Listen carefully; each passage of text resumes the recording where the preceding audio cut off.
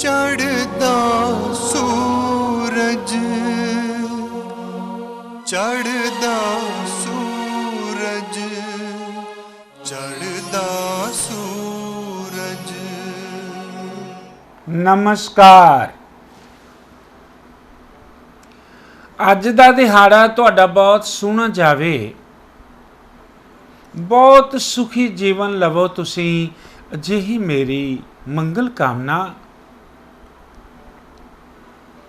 ਅੱਜ ਜਿਨ੍ਹਾਂ ਜਾਤਕਾਂ ਦਾ ਜਨਮ ਦਿਨ, ਉਹਨਾਂ ਨੂੰ ਲੱਖ ਲੱਖ ਵਧਾਈ। ਈਸ਼ਵਰ ਉਹਨਾਂ ਦੀ ਹਰ ਤਮੰਨਾ ਪੂਰੀ ਕਰਨ, ਅਜਿਹੀ ਮੇਰੀ ਪ੍ਰਾਰਥਨਾ। ਪ੍ਰਾਰਥਨਾ ਯੁਕਤ ਹੋ ਫਰਿਆਦ ਕਰਦਾ, ਗ੍ਰਹਿਾਂ ਦੀ ਚਾਲ ਵੱਲ ਤੱਕਦੇ ਰਹੋ। ਗ੍ਰਹਿ ਆਪਾਂ ਨੂੰ ਨਿਰੰਤਰ ਪ੍ਰਭਾਵਿਤ ਕਰਦੇ ਆ ਰਹੇ। ਇਹਨਾਂ ਦਾ ਪ੍ਰਭਾਵ ਬਹੁਤ ਅਨੂਠਾ ਹੈ, ਇਹਨਾਂ ਦੀ ਸ਼ਾਨ ਬਹੁਤ ਅਨੂਠੀ ਹੈ, ਇਹਨਾਂ ਦੀ ਤਾਕਤ ਬਹੁਤ ਅਨੂਠੀ ਹੈ। ਗ੍ਰਹਿ ਤਾਂ ਇਨਸਾਨ ਦੀ ਜ਼ਿੰਦਗੀ ਵਿੱਚ ਰੂਹਾਨੀਅਤ ਵੀ ਪੈਦਾ ਕਰ ਦਿੰਦੇ ਤੇ ਨੈਸ਼ਟਿਕ ਦੋਸ਼ਾਂ ਦੇ ਨਾਲ ਵੀ ਭਰ ਦਿੰਦੇ। ਸਮਝਣ ਸਵੀਕਾਰ ਕਰਨ ਦੀ ਲੋੜ ਹੈ। ਸਭ ਤੋਂ ਵਧੇਰੇ ਸੋਚਣ ਵਾਲੀ ਗੱਲ ਇੱਕੋ ਹੀ ਹੈ, ਗ੍ਰਹਿਾਂ ਦੇ ਪ੍ਰਤੀ ਨਤਮਸਤਕ ਰਹੋ। ਚਾਹੇ ਉਹ ਚੰਗਾ ਗ੍ਰਹਿ ਹੈ, ਚਾਹੇ ਉਹ ਸੁਭਾਅ ਦੇ ਵਿੱਚ ਮਾੜਾ। ਤੁਹਾਨੂੰ ਪਤਾ ਹੈ, ਸੁਭਾਅ ਦੇ ਵਿੱਚ ਮਾੜਾ ਗ੍ਰਹਿ ਵੀ ਕਈ ਵਾਰ ਤੁਹਾਨੂੰ ਸੁਪਰੀਮ ਕੋਰਟ ਦਾ ਜੱਜ ਤੱਕ ਬਣਾ ਦਿੰਦਾ ਹੈ, ਚੀਫ ਜੁਡੀਸ਼ੀਅਲ ਮੈਜਿਸਟ੍ਰੇਟ ਬਣਾ ਦਿੰਦਾ ਹੈ। ਸਾਰੇ ਸੱਜਣ, ਸਾਰੇ ਲੋਕ ਰਾਹੂ ਤੇ ਕੇਤੂ ਨੂੰ ਇੱਕ ਅਲੱਗ ਤਰ੍ਹਾਂ ਦਾ ਤਗਮਾ ਦਿੰਦੇ ਹਨ। ਇੰਜ ਨਹੀਂ ਹੈ। ਇਹੀ ਗ੍ਰਹਿ ਕੇਤੂ ਕਈ ਵਾਰ ਇਨਸਾਨ ਤੋਂ 10ਵੇਂ ਘਰ ਵਿੱਚ ਬੈਠ ਕੇ ਕੋਈ ਬਹੁਤ ਵੱਡੀ ਰਿਸਰਚ ਕਰਵਾ ਦਿੰਦਾ ਹੈ ਤੇ ਬਹੁਤ ਵੱਡਾ ਸਾਇੰਟਿਸਟ ਬਣਾ ਦਿੰਦਾ ਹੈ ਤੇ ਵਿਮਾਨ ਦੇ ਵਿੱਚ ਆਕਾਸ਼ੀ ਯੋਗਾਂ ਦੇ ਵਿੱਚ ਸੈਰ ਕਰਾ ਦਿੰਦਾ ਹੈ, ਫਿਰ ਉੱਥੋਂ ਮੋੜ ਲਿਆਉਂਦਾ ਕਿਸੇ ਸਿਤਾਰੇ ਤੋਂ ਵਾਪਸ। ਉਹ ਕੇਤੂ ਹੀ ਤਾਂ ਹੈ, ਉਹ ਕੇਤੂ ਹੀ ਤਾਂ ਹੈ। ਮੈਂ ਤੁਹਾਨੂੰ ਅਜਿਹੇ ਕਈ ਸੱਜਣ ਮਿਲਾ ਸਕਦਾ ਜਿਹੜੇ ਲੋਅਰ ਕੋਰਟਸ ਦੇ ਵਿੱਚ ਵਕਾਲਤ ਕਰਦੇ ਰਹੇ ਤੇ ਈਸ਼ਵਰ ਨੇ ਰਾਹੂ ਦੇ ਜ਼ਰੀਏ ਉਹਨਾਂ ਨੂੰ ਸੁਪਰੀਮ ਕੋਰਟ ਦੇ ਜੱਜ ਤੱਕ ਬਣਾ ਕੇ ਪੂਰਨ ਪਦਵੀਆਂ ਦਿੱਤੀਆਂ।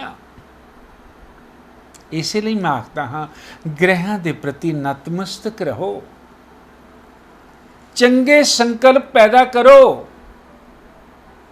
ਚੰਗੇ ਸੰਕਲਪ ਪੈਦਾ ਕਰੋ। ਤੁਸੀਂ ਇੱਕ ਸੁੰਦਰ ਮਕਾਨ ਵਿੱਚ ਰਹਿਣਾ ਚਾਹੁੰਦੇ ਹੋ, ਤੁਸੀਂ ਇੱਛਾ ਰੱਖਦੇ ਹੋ,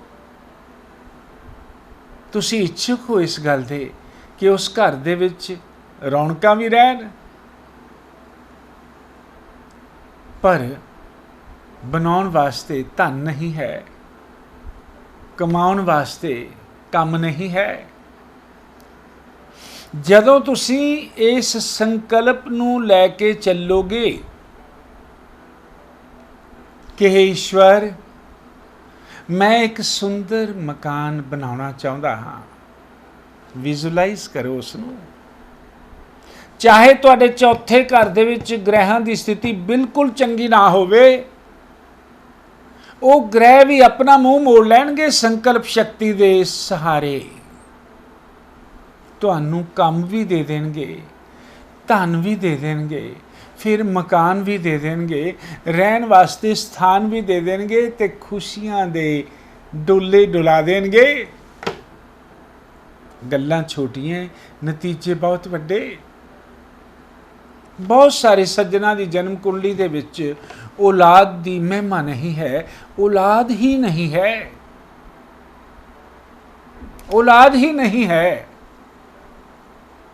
ਜੇ ਔਲਾਦ ਹੈ ਵੀ ਤਾਂ ਫਿਰ ਉਹ ਪੁੱਤਰੀਆਂ ਦੇ ਪ੍ਰਤੀ ਪਿਆਰ ਤਾਂ ਬਹੁਤ ਰੱਖਦੇ, ਪਰ ਫਿਰ ਵੀ ਚਾਹਤ। ਇੱਕ ਗੱਲ ਦੱਸਾਂ, ਤੁਸੀਂ 5ਵੇਂ ਘਰ ਨੂੰ ਤੇਜ਼ ਕਰ ਲਓ। ਤੁਸੀਂ ਜੈਮ ਥੈਰੇਪੀ, ਮੰਤਰ ਥੈਰੇਪੀ, ਕਲਰ ਥੈਰੇਪੀ, ਉਸ ਵਿੱਚ ਪਏ ਮਾੜੇ ਗ੍ਰਹਿ ਦੇ ਮੁਕਤੀ ਦੇ ਯੋਗ, ਉਹ ਕਰਨ ਦਾ ਪ੍ਰਯਾਸ। ਪਰ ਤੁਸੀਂ ਹਮੇਸ਼ਾ ਇੱਕੋ ਗੱਲ ਨੂੰ ਵਿਜ਼ੂਅਲਾਈਜ਼ ਕਰੋ ਕਿ ਮੈਂ ਤਾਂ ਇੱਕ ਪੁੱਤਰ ਦੀ ਦਾਤ ਲੈ ਚੁੱਕੀ ਹਾਂ। ਈਸ਼ਵਰ ਨੇ ਮੈਨੂੰ ਪੁੱਤਰ ਦੀ ਦਾਤ ਦੇ ਦਿੱਤੀ ਤੇ ਉਹ ਪੁੱਤਰ ਵੀ ਬਹੁਤ ਸੰਸਕਾਰੀ ਹੈ। ਸਾਰੀਆਂ ਚੀਜ਼ਾਂ ਪਰੇ ਹੋ ਕੇ ਤੁਹਾਡੀ ਝੋਲੀ ਪੁੱਤਰ ਦੇ ਨਾਲ ਭਰ ਜਾਵੇਗੀ, ਦਾਅਵਾ ਹੈ ਮੇਰਾ। ਪਰ ਦਿਲੋਂ ਸੰਕਲਪ ਕਰੋ, ਥਾਟਸ ਮੈਨੀਫੈਸਟ। ਇੱਕ ਵਾਰੀ ਵੀ ਤੁਹਾਡੇ ਦਿਮਾਗ 'ਚ ਇਹ ਨਹੀਂ ਆਉਣਾ ਚਾਹੀਦਾ ਕਿ ਨਹੀਂ ਇਹ ਕਿਵੇਂ ਹੋਵੇਗਾ, ਇਹ ਹੋ ਕੇ ਰਹੇਗਾ, ਹੋ ਰਿਹਾ ਹੈ, ਮੈਂ ਉਸ ਨਾਲ ਖੇਡ ਰਹੀ ਹਾਂ। ਇਸ ਤਰ੍ਹਾਂ ਦੀ ਸੋਚ ਰੱਖੋ। ਬਹੁਤ ਸਾਰੇ ਸੱਜਣ ਸ਼ਤਰੂਆਂ ਦੇ ਘੇਰੇ ਵਿੱਚ ਆ ਜਾਂਦੇ, ਪੀੜਾਂ ਆ ਜਾਂਦੀਆਂ, ਦਰਦਾਂ ਆ ਜਾਂਦੀਆਂ, ਤਕਲੀਫਾਂ ਆ ਜਾਂਦੀਆਂ। ਤੁਸੀਂ ਬਸ ਸੰਕਲਪ ਸ਼ਕਤੀ ਦਾ ਸਹਾਰਾ ਕਿ ਤੁਸੀਂ ਜ਼ਿੰਦਗੀ 'ਚ ਬਹੁਤ ਸੋਹਣਾ ਸਮਾਂ ਕੱਢ ਰਹੇ ਹੋ, ਤੁਹਾਡੇ ਤੋਂ ਸ਼ਤਰੂ ਕੋਸਾਂ ਮੀਲ ਦੂਰ ਹਨ। ਫਿਰ ਬਹੁਤ ਥੋੜਾ ਧਨ ਇਕੱਠਾ ਕਰਕੇ ਤੁਸੀਂ ਕੋਈ ਗਹਿਣਾ ਬਣਾਇਆ ਸੀ, ਗਹਿਣਾ ਕਿਤੇ ਭੁੱਲ ਗਏ ਤੁਸੀਂ ਰੱਖ ਕੇ, ਕਿਸੇ ਸ਼ਾਦੀ ਵਿੱਚ ਰੱਖ ਕੇ ਭੁੱਲ ਗਏ, ਕਿਸੇ ਨੂੰ ਦੇ ਬੈਠੇ, ਨਾ ਜਾਣੇ ਕੀ ਹੋਇਆ, ਤੇ ਤੁਸੀਂ ਉਸ ਗੱਲ ਤੋਂ ਹਮੇਸ਼ਾ ਹੀ ਪਰੇਸ਼ਾਨ ਰਹਿੰਦੇ ਹੋ। ਤੁਸੀਂ ਸੰਕਲਪ ਸ਼ਕਤੀ ਦਾ ਸਹਾਰਾ ਤਾਂ ਲੈ ਕੇ ਵੇਖੋ। ਤੁਸੀਂ ਇਹ ਵੇਖੋ, ਤੁਸੀਂ ਇਹ ਕਹੋ, ਤੁਸੀਂ ਇਹ ਸੁਣੋ ਕਿ ਉਹ ਗਹਿਣਾ ਮੇਰੇ ਕੋਲ ਆ ਚੁੱਕਿਆ। ਉਸ ਗਹਿਣੇ ਨੂੰ ਬਾਰ-ਬਾਰ ਯਾਦ ਕਰੋ, ਉਹ ਮੇਰੇ ਕੋਲ ਆ ਚੁੱਕਿਆ ਹੈ, ਮੈਂ ਉਸ ਨੂੰ ਪਹਿਨ ਕੇ ਦੁਬਾਰਾ ਕਿਸੇ ਸ਼ਾਦੀ 'ਤੇ ਜਾ ਰਿਹਾ ਹਾਂ ਜਾਂ ਜਾ ਰਹੀ ਹਾਂ। ਤੁਸੀਂ ਕਰਕੇ ਵੇਖੋ, 21 ਦਿਨ ਕਰਕੇ ਵੇਖੋ, ਗਹਿਣਾ ਚੱਲ ਕੇ ਤੁਹਾਡੇ ਕੋਲ ਆਵੇਗਾ, ਤੁਹਾਨੂੰ ਇੱਕ ਸੂਝ ਦੇਵੇਗਾ। ਤੁਸੀਂ ਇੱਥੋਂ ਮੈਨੂੰ ਭਾਲਣ ਦਾ ਪ੍ਰਯਾਸ ਕਰੋ, ਮਿਲ ਜਾਣਾ ਹੈ। ਨਾ ਕੋਈ ਲੜਾਈ ਝਗੜਾ ਕਲੇਸ਼। ਜ਼ਿੰਦਗੀ ਦੇ ਮਾਇਨੇ ਬਦਲ ਜਾਂਦੇ ਹਨ ਐਸ਼ਵਰੀ ਸ਼ਕਤੀਆਂ ਦੇ ਨਾਲ। ਉਹਨਾਂ ਨੂੰ ਉਰਜਿਤ ਕਰਨ ਦਾ ਪ੍ਰਯਾਸ ਕਰੋ। ਇੱਕ ਵਿਸ਼ੇਸ਼ ਗੱਲ ਮੈਂ ਜ਼ਰੂਰ ਆਖਣੀ ਚਾਹਾਂਗਾ, ਆਪਣੀ ਜਨਮ ਕੁੰਡਲੀ ਦੇ ਪੰਨਿਆਂ ਨੂੰ ਖੋਲੋ। ਜਨਮ ਕੁੰਡਲੀ ਦੇ ਪੰਨਿਆਂ ਵਿੱਚ ਨੀਚ ਦੇ ਗ੍ਰਹਿ ਜਿੱਥੇ ਜਿੱਥੇ ਪਏ ਹਨ, ਉਸ ਘਰਾਂ ਨੂੰ ਯਾਦ ਕਰੋ ਤੇ ਉਸ ਨਾਲ ਸੰਬੰਧਿਤ ਤੁਹਾਨੂੰ ਜਿਹੜੀਆਂ ਸਮੱਸਿਆਵਾਂ ਆਈਆਂ ਉਹਨਾਂ ਨੂੰ ਲਿਖ ਲਓ। ਉਹਨਾਂ ਤੋਂ ਮੁਕਤੀ ਵਾਸਤੇ ਬਸ ਸੰਕਲਪ ਸ਼ਕਤੀ ਆਪਣੇ ਅੰਦਰ, ਉਸ ਗ੍ਰਹਿ ਦੀ ਤਾਕਤ ਜਿਹੜਾ ਨੀਚ ਹੈ ਉਹ ਉੱਚ ਅਵਸਥਾ ਦਾ ਹੋ ਕੇ ਕੰਮ ਕਰੇ। ਉਸ ਵਾਸਤੇ ਉਸ ਦੇ ਬੀਜ ਮੰਤਰ ਦਾ ਉਚਾਰਨ ਕਰੋ। ਬੀਜ ਮੰਤਰ ਕੀ ਹੁੰਦਾ ਹੈ? ਜਦੋਂ ਆਪਾਂ ਸਵੇਰੇ ਉੱਠਦੇ ਹਾਂ, ਜਦੋਂ ਭਲਕੇ ਉੱਠੇ, ਆਪਣਾ ਮਗਜ਼, ਉਸ ਦੀ ਜ਼ਮੀਨ ਬਿਲਕੁਲ ਪਵਿੱਤਰ ਤੇ ਉਪਜਾਊ ਹੁੰਦੀ ਹੈ। ਉੱਥੇ ਕੋਈ ਵੀ ਘਾਸ ਫੂਸ ਉੱਗਿਆ ਨਹੀਂ ਹੁੰਦਾ। ਉੱਥੇ ਤੁਸੀਂ ਉਸ ਗ੍ਰਹਿ ਦੇ ਬੀਜ ਮੰਤਰ ਦਾ ਉਚਾਰਨ ਕਰਕੇ ਉਸ ਨੂੰ ਬੀਜਦੇ ਹੋ। ਉਹ ਨੀਚ ਗ੍ਰਹਿ ਵੀ ਤੁਹਾਡੇ ਵਾਸਤੇ ਉੱਚ ਅਵਸਥਾਵਾਂ ਦੇ ਕੰਮ ਕਰਨ ਲੱਗੇਗਾ। ਇੱਕ ਫਸਲ ਹੋਵੇਗੀ, ਉਹ ਫਸਲ ਦੇ ਹਮੇਸ਼ਾ ਪਕਸ਼ੀਏ ਯੋਗ ਤੁਹਾਡੇ ਵੱਲ ਆਉਣੇ ਸ਼ੁਰੂ ਹੋ ਜਾਣਗੇ। ਉਹ ਇਸੇ ਲਈ ਤਾਂ ਆਖਦੇ ਹਨ ਕਿ ਮੰਤਰ ਸਿੱਧ ਹੋ ਜਾਂਦੇ। ਉਹ ਬੀਜ ਬੋਂਦੇ ਬੀਜ ਮੰਤਰ ਉਹ ਕਰੀ ਚੱਲੋ, ਉਹ ਉੱਗ ਜਾਣੇ, ਉਹ ਅਵਚੇਤਨ ਮਨ ਦੇ ਵਿੱਚ ਉੱਗ ਜਾਣੇ ਜਾ ਕੇ। ਜਿਨ੍ਹਾਂ ਨੇ ਜਦੋਂ ਹਵਾ ਆਉਣੀ, ਝੂਲਦੇ ਝੂਲਦੇ ਉਹ ਸੁਨੇਹੇ ਬ੍ਰਹਮੰਡ ਨੂੰ ਦੇ ਦੇਣੇ ਹਨ ਤੁਹਾਡੇ। ਤੁਸੀਂ ਕਿਸ ਗੱਲ ਤੋਂ ਤੰਗ ਹੋ, ਉਹ ਸੁਨੇਹਾ ਈਸ਼ਵਰ ਨੂੰ ਪਹੁੰਚ ਜਾਣਾ ਹੈ। ਉਸ ਐਸ਼ਵਰੀ ਸ਼ਕਤੀ ਦੇ ਨਾਲ ਤੁਹਾਡੇ ਅੰਦਰੋਂ ਕਮਜ਼ੋਰ ਸਥਿਤੀਆਂ ਖੰਡਿਤ ਹੋ ਜਾਣਗੀਆਂ। परम सुख मिल जाएगा।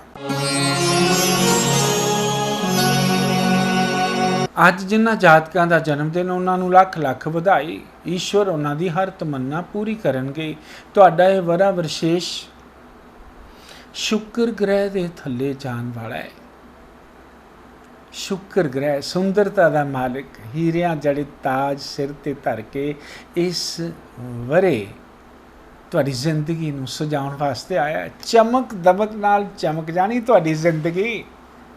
ਤੁਸੀਂ ਬ੍ਰਾਹਮਣਾਂ ਦੀ ਸੇਵਾ ਕਰਨੀ ਹੈ। ਓਮ ਸ਼ੁਕਰਾਏ ਨਮः ਇਸ ਮੰਤਰ ਦਾ ਜਾਪ ਕਰਨਾ ਹੈ ਤੇ ਓਮ ਦਰਾਂਗ ਦ੍ਰੀਂਗ ਦਰੋਂਗ ਸਹਿ ਸ਼ੁਕਰਾਏ ਨਮः ਇਸ ਬੀਜ ਮੰਤਰ ਦਾ ਜਾਪ ਕਰਨਾ ਹੈ। ਸਾਰਾ ਵਰਾ ਕਰੋ, ਸੁੱਖਾਂ ਦੀ ਫਸਲ ਹੋ ਜਾਵੇਗੀ, ਝੋਲੀਆਂ ਭਰ ਜਾਣਗੀਆਂ, ਪਰਮ ਸੁਖੀ ਹੋ ਜਾਵੋਗੇ। ਜੇ ਇਸ ਜਨਮ ਵਿੱਚ ਮੋਕਸ਼ ਨਹੀਂ ਮਿਲ ਸਕਦਾ ਤੇ ਕੀ ਆਧਾਰ ਹੈ ਕਿ ਆਉਣ ਵਾਲੇ ਕਈ ਜਨਮਾਂ ਤੱਕ ਮਿਲੇ ਜਾਂ ਨਾ ਮਿਲੇ? ਮਕਸਦ, ਮੇਰਾ ਕਹਿਣ ਦਾ ਮਕਸਦ, ਇਸੇ ਜਨਮ ਦੇ ਵਿੱਚ ਮੋਕਸ਼ ਦਾ ਆਧਾਰ ਵਾਸਤੇ ਆਪਣੀ ਉਪਜਾਊ ਭੂਮੀ ਅਵਚੇਤਨ ਮਨ ਤੇ ਬੀਜ ਬੋਵੋ। ਉਸ ਮੋਕਸ਼ ਵਾਸਤੇ ਜ਼ਿੰਦਗੀ ਦੇ ਮਾਇਨੇ ਬਦਲ ਜਾਣਗੇ। ਦੁਬਾਰਾ ਜਨਮ ਨਾ ਚਾਹੀਦਾ, ਨਾ ਮਿਲੇਗਾ।